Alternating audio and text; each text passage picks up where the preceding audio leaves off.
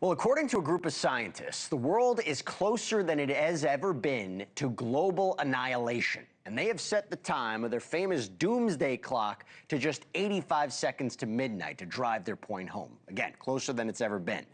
I wouldn't say blow up your weekend plans just yet, because for now, at least, that time is just a symbol of how far the Bulletin of Atomic Scientists thinks we are from the end of the world.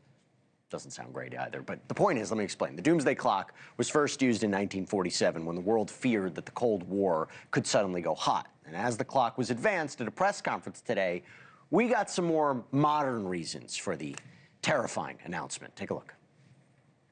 The risks we face from nuclear weapons, climate change, and disruptive technologies are all growing. Every second counts, and we are running out of time. It is a hard truth, but this is our reality. Yeah, look, I gotta say, looking around at the state of the world, I get it. The war in Ukraine, the recent conflicts between India and Pakistan, the possibility of a nuclear-armed Iran could all be flashpoints that lead to, again, thermonuclear war. It's on top of climate change, the outside chance that a rogue AI decides to go all Terminator on us. So yes, is the apocalypse inevitable? Or is there still time to turn back the clock? Our next guest knows the answer better than anyone because he is part of the group behind the Doomsday Clock. Joining me now is Professor Daniel Holz, the chair of the Science and Security Board for the Bulletin of Atomic Scientists and a professor at the University of Chicago in the departments of physics, astronomy, and astrophysics. Thank you so much for taking the time before, the world ends. So let me ask you, why now? Why is it 85 minutes? Well, first, it's 85 seconds. 85 seconds, sorry, 85 seconds. I was trying to give us more time. I'm sorry, Professor. If only it were 85 minutes, then, we can talk about but why sports 85 or something. seconds? Yeah. Yeah, so there are a bunch of reasons that it's 85 seconds. You sort of went through them. We consider, for the Doomsday Clock, we're worried about things that threaten civilization itself, all of us, all of humanity. And so we're worried about the really big things.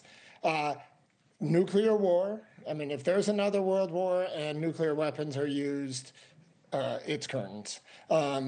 Similarly, you could, if climate change continues unchecked the way, if we just keep burning fossil fuels, everything we're seeing just gets worse and worse. The storms, the flooding, the fires, the droughts, the planet essentially becomes uninhabitable or inhospitable for humans. Similarly, you could imagine a pandemic much, much worse than COVID, an engineered pandemic that wipes us out. And even AI, as you said, there are some dangers. Can you talk about that? What's the danger about AI? Because again, I think that's a significant change. That is what's changed, in my view, more than anything in the last 10 years. Why? What's your fear about AI? So there are a range of fears about AI. There's one version, which is sort of the Terminator version, where AI just takes over and enslaves humanity or just decides humanity's a nuisance and gets rid of it. We're less worried about that. I mean, that is a possibility. It's something we should keep an eye on, but that's not right around the corner. However, AI is now integrated in and becoming even more integrated into all the critical infrastructure around the world. So there's AI governing, our water systems, our energy systems, our weapon systems.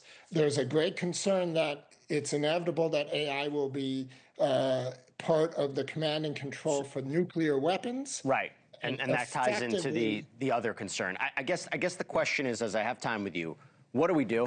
What does the world do? What does individual people do?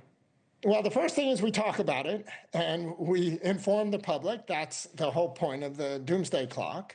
And the message of the Doomsday Clock, and you said this, it's at 85 seconds, but the whole point is that we can turn back the clock. We're not at midnight, we're getting closer, but the clock has gone back in the past.